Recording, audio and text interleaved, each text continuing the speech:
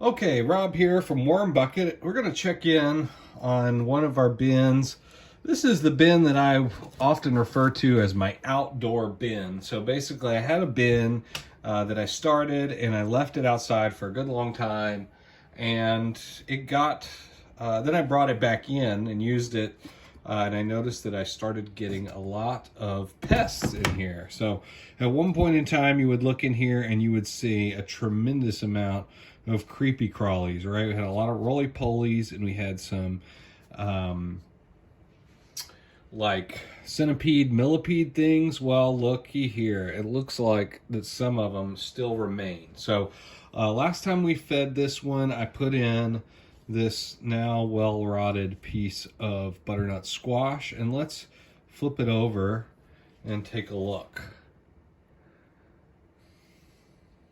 So you see we got mites growing in here. They just somehow come naturally. I guess this one's got it too.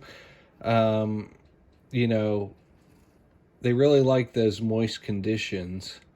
But for the most part, a lot of the creatures that we had in there are now gone. Let's take a look down here and see what kind of happens is that as stuff breaks down, the juices and all the stuff gets down into the bedding there, and the worms eat that, and so they really you'll often find them kind of sitting underneath where there's food. All right, but looky here. It looks like we still have some of these little millipede things that are still there, so that sucks. That means we're going to have to continue with our Diatomaceous Earth treatment that we've been doing. This makes, it makes about 2 weeks that we've been adding Diatomaceous Earth into the bin. So what I'm going to do here, I'm going to kind of stir up the bin. This is because on top it's likely pretty dried out, except for this food that we have in here. But I think actually I'm going to just take this out, and I need to be careful because I've got all this mites. I don't want them to get on my own carpet or anything like that. But I'm really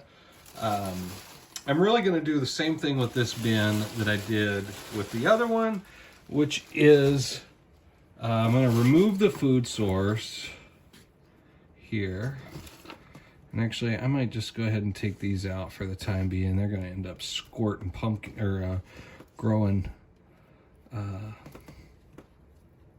butternut squash before long. But I'm going to take that out, and then I'm going to kind of fluff up the bin, okay? And you can see just by the color, but it's very thick. It's not very fluffy. It's very thick. This means that there's just a lot of moisture in this bin. So I'm kind of doing this process, which we call fluffing the bin, or, you kind of break up the environment as it is. Sometimes the castings can get very, kind of compacted. And then, of course, it's very wet in that case. So I'm just kind of going through here and kind of getting some airflow going, breaking up the status quo, if you will. But the other thing that I'm about to do here is I'm going to, again, add some more of the Diatomaceous Earth on top, and hopefully we will finish our plan to eradicate all of the excess, millipedes. We saw about 2 or 3 millipedes still in there, so they're still reproducing to some extent.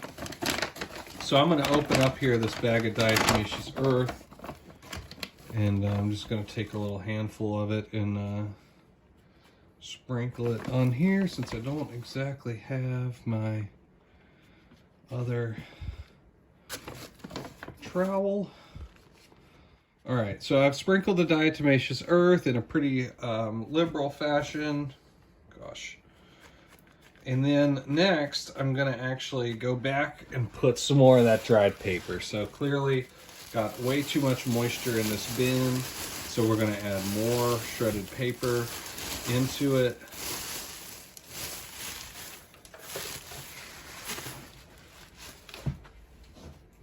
All right, and so, like I said, moisture, an excess amount of moisture can sometimes lead to things that you don't want in your bin. So we've treated with Diatomaceous Earth, and then now we've also added our shredded paper, and then we removed that piece of butternut squash that was there. So we've kind of removed a lot of the food source, and we're gonna, I don't want to say starve this one out, but we're gonna kind of starve this one out. So the worms will continue to eat the bedding that's in there. We're just gonna give them a little break from any other food sources at the moment. And I'm gonna go toss this into my outdoor compost pile and see if we can eliminate the mite situation.